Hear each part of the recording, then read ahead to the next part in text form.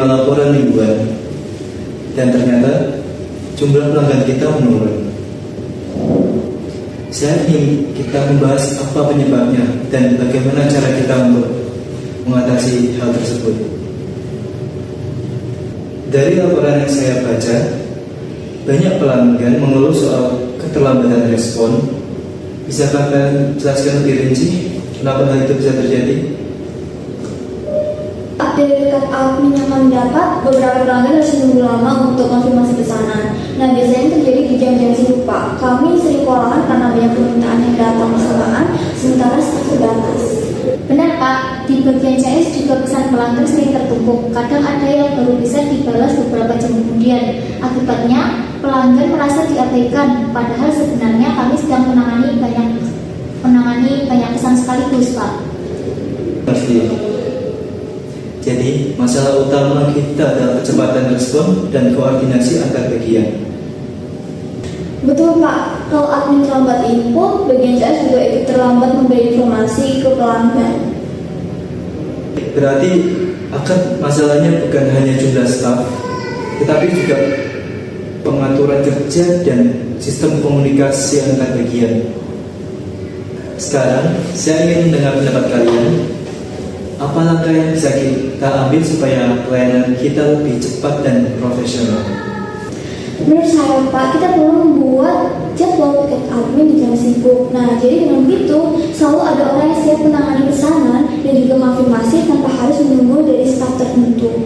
Saya setuju. Selain itu, kita bisa buat template pesan otomatis di aplikasi chat pelanggan. Misalnya, ketika pelanggan mengirim pesan, mereka langsung dapat balasan seperti terima kasih, pesan Anda sudah kami terima dan sedang kami proses. Nah, dengan cara ini pelanggan merasa diperhatikan meskipun belum dibalas secara manual. Ide yang bagus, tetapi saya juga menemukan catatan dari pelanggan. Mereka menilai respon staf kadang kurang ramah atau terkesan terburu-buru.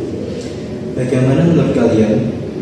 Mungkin kita perlu pelatihan komunikasi pelayanan, Pak, biar semua staf tahu bagaimana cara menghadapi pelanggan dengan sopan dan empati, terutama saat menghadapi keluhan. Betul, Pak. Dan supaya tidak berbeda-beda antara satu staf dengan lainnya, sebaiknya kita juga buat SOP khusus pelayanan pelanggan. Isinya langkah-langkah yang jelas, mulai dari penerimaan pesan sampai tindak lanjutnya. Baik, jadi ada 3 langkah besar yang kita sepakati. Yang pertama, membuat jadwal piket admin di jam sibuk. Yang kedua, menyusun template pesan otomatis pelanggan. Dan yang terakhir, membuat SOP dan pelatihan pelayanan pelanggan. Kalau 3 hal itu dijalankan secara konsisten, saya yakin pelayanan kita akan jauh lebih baik, Pak. Dan pelanggan pasti akan merasa lebih dihargai karena respon kita cepat dan sikapnya juga profesional. Baik, supaya semua ide ini kita bisa jalankan, saya bagi tugasnya ya. Mei, kamu bantu saya untuk mencari dan membuat draft rencana perbaikan layanan lengkap dengan jadwal piketnya. Dan kamu, Alvina, kamu siapkan contoh template pesan otomatis dan daftar pelatihan yang dibutuhkan untuk tim customer service. Siap, Pak. Saya akan kirim draftnya kepada Bapak sore hari ini. Saya juga akan siapkan contoh template dan daftar pelatihan besok pagi. Saya serahkan ke Bapak untuk dicek. Terima kasih atas kerja keras dan ide kalian. Kalau semua langkah ini kita jalankan secara disiplin, saya yakin pelayanan kita akan lebih cepat, ramah, dan efektif. Dan tentu kepercayaan pelanggan akan kembali meningkat. Cukup sekian rapat kita hari ini. Terima kasih atas kerja keras kalian. Selamat pagi.